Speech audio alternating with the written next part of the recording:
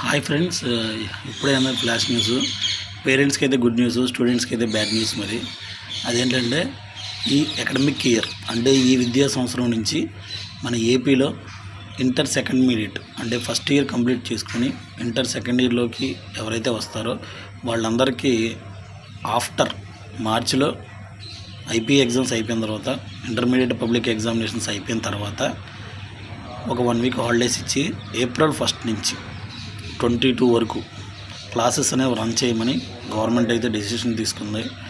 So మరి ఇది స్టూడెంట్స్కి అయితే ఒక బ్యాడ్ న్యూస్ అనే చెప్పాలి, పేరెంట్స్కి అయితే గుడ్ న్యూస్.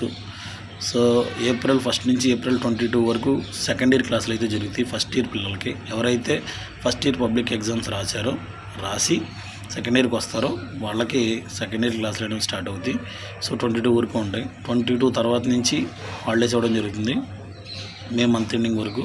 జూన్ 1 నుంచి మళ్ళీ క్లాసెస్ అనేవి యాజ్ యూజువల్గా స్టార్ట్ అవుతుంది. ఓకేనా?